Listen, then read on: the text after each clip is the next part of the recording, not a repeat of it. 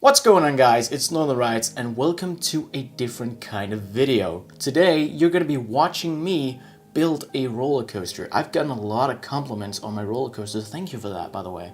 So I thought, why not show you the method I use to building my roller coaster, how I build them. So what to build? Well, I wanted to at some point have all the B&M roller coasters on my channel, and guess what? Now they just added the sit-down coaster. So now it's possible. We actually got every single B&M in the game now. And you might be thinking, all 9? Yes, all 9. Even the family one. Except the family coaster has the wrong restraints, but that's okay. It's still the same coaster. So what we're building here is a launched stand-up coaster. And I've had this idea for a long time. I have also made this a long time ago. Not this layout, but this concept, a launched stand-up coaster, a long time ago, where I used the launched wing coaster to make it, and I just switched out the wing coaster trains with the stand-up trains. So it was an LSM launch. The catwalks were huge. The brakes were also huge compared to the train, and it didn't work out well. Also, as you can see here, I used the standard default vertical loop. I like doing that on B&Ms because it just looks fine to me. Otherwise, I make all other inversions myself. Every single one. Corkscrews, whatever you name it, I make it myself. It's only vertical loops on some roller coasters that I use the default one on. Especially B&M, I always do it. But if I make like a Gerstlauer or a Mack Rides, I tend to do them myself because they're more circular. But anyway, yeah, I have made an LSM launched B&M stand-up coaster before, and it didn't turn out super good. It was actually an alright coaster. I don't have it anymore. I've deleted it because my standards for my own coasters are getting higher, and it just didn't fit my standards, so I deleted it. So.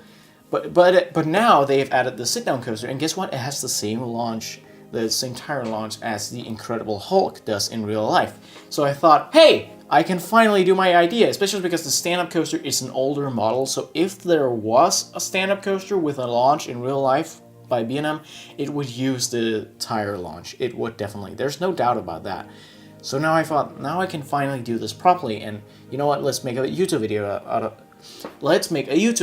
of this. I'm sorry if I mumble sometimes, but I'm not going to be editing this. This is something I got from Variable Gaming, or just Variable, whatever he wants to be called. So thanks to him for inspiration. So I thought this is going to be the raw package, because usually when I record my videos, I edit out a lot of stuff, guys. Like, I make a lot of mistakes in my recording, especially because I usually tend to write a script, like my Rides to Ride series, and other things like my Bonbon Land video, I didn't script my video about the rides that, like the coasters that might come to different Danish parks. I didn't script that, but my next video after this is also going to be scripted. That's going to be a review, by the way.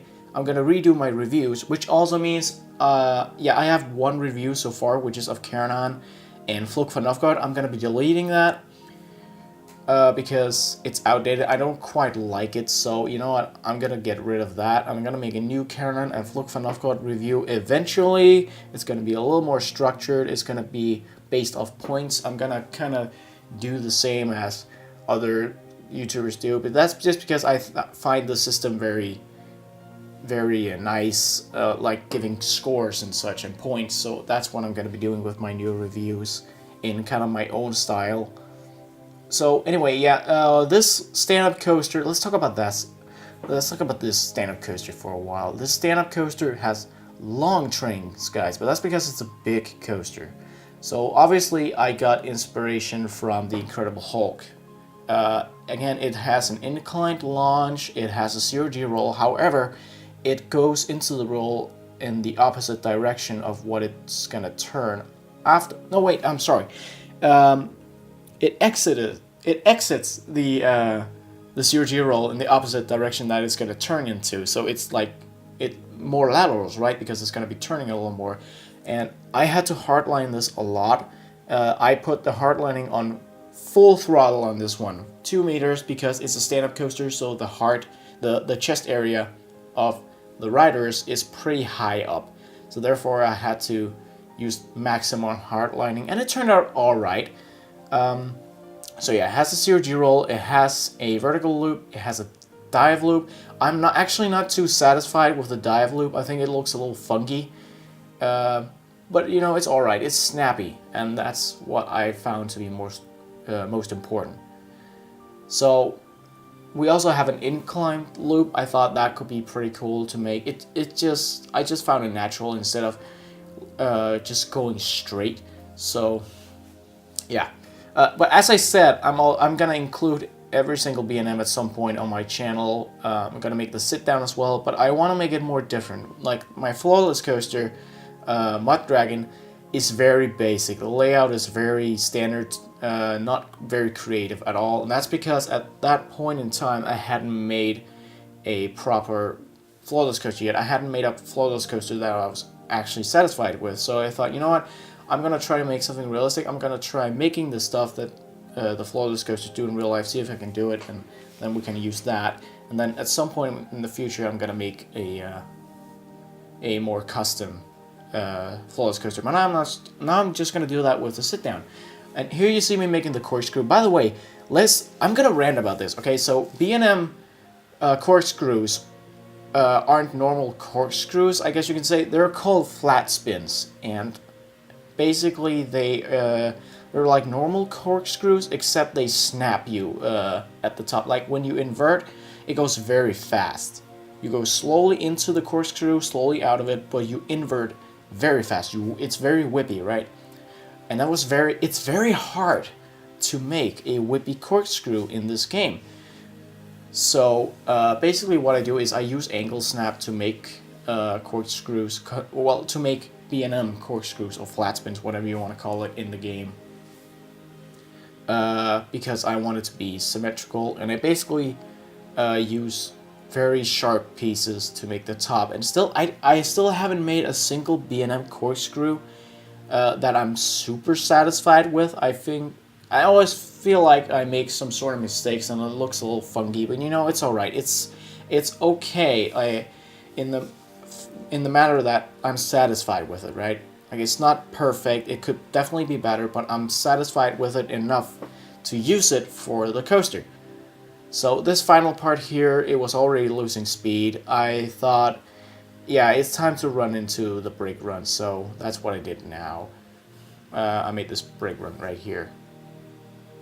I made it wrong too, as you can see, because the way I make my B&M brake runs is I base it on Demonen in my home park Tivoli Gardens, where the block brakes are like straight and then it goes straight into an incline or a decline where the brakes are, and it like turns around here, as you can see too, because I didn't want to make like a giant helix down at the end. I thought, you know what, let's just keep it as it is. And as you can see, it didn't actually make it, so I actually turned down the friction just a little bit, just so it can make it and still have enough speed to actually brake and not like have less speed than what the brakes are gonna get you to. I don't know if that makes sense what I just said, but whatever. Here you see the corkscrew. It looks very nice right now, but when you ride it, the POV, it's very funky. So yeah. Also this right here, this, I don't know what to call it, this double, I guess it's a 5, what is it, a 540 degrees, something like that, helix. It's a very weird element I made, but I really like it. I'm not such a fan of the transition into it, but you know, it's alright. So yeah, as you can also see, some of you may have noticed, is that I use the 4-meter method. On some coasters, I do the same with the smoothing, like the 4-meter method. Like, I choose 4 sections and I smooth one by one, but again, on some coasters I may do it with 6-meter pieces or 8-meter pieces. That often goes for wooden coasters or hyper coasters.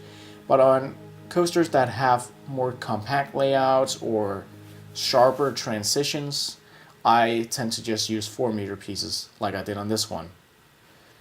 Oh yeah, you get a little sneak peek of the POV here, by the way. You're gonna get a proper POV video of it. Don't worry about it. Like usual, this is gonna be the next POV roller coaster that you are gonna see on my channel. But first, you're gonna be seeing me build it as today's Planet Coaster video. So right now I'm working on the supports. On this type of coaster, I feel like it's fine to use the default supports to some extent. Like some places it doesn't quite work out, and like right there's a giant gap with where the supports are. So therefore I use the default supports, but not everywhere. I delete some of them in some places. I need to make my own custom supports. So there are some custom supports on this. Again, this is partially custom supports, but some areas also have default supports. Like this dive flow actually is missing a lot of supports that I have to make myself. And I'm not going to do the supports in this video. Haha, you're going to be waiting for the next video, the next Planet Coaster video with that, where you can see how I make my supports. So you're gonna have to wait 2 videos before the POV. Subscribe to my channel if you want to see more. So this ride is very heavily based on Apocalypse, or Firebird as it is now, which is the world's first B&M roller coaster at Six Flags America. And it used to be a stand-up coaster, and now it's gonna be a floorless coaster, Firebird, which I think it's bullshit, really, because I mean it's a first B&M. I think it should be kept just as it is. I don't know if it was running fine or not. I honestly don't know how it was running, so I shouldn't say much, but I just really like the concept. I also have a friend. I have a friend who is in America right now, or at least has just been, and they were at Six Flags America, and they said they didn't ride Apocalypse. So, and that was back in September, October, something like that. So I think it was close back then. And here we are with the colors, guys. I gotta talk about this because this is supposed to be an old coaster. So therefore I tried to make the colors faded. I didn't make them strong colors on the track and the supports because I wanted to look like it was dusty, and the track and supports had their color fade, right? And then the trains have a stronger color. But anyways, guys, that's the end of today's video. I hope all you all enjoyed. Make sure to subscribe if you want to see more of this coaster, my support building, my POV, whatever. I also upload normal coaster videos, normal coaster enthusiast videos. Listen, guys, I'm not editing this. I really hope you enjoyed today's video, and I will see you all later, and I hope you all keep on riding.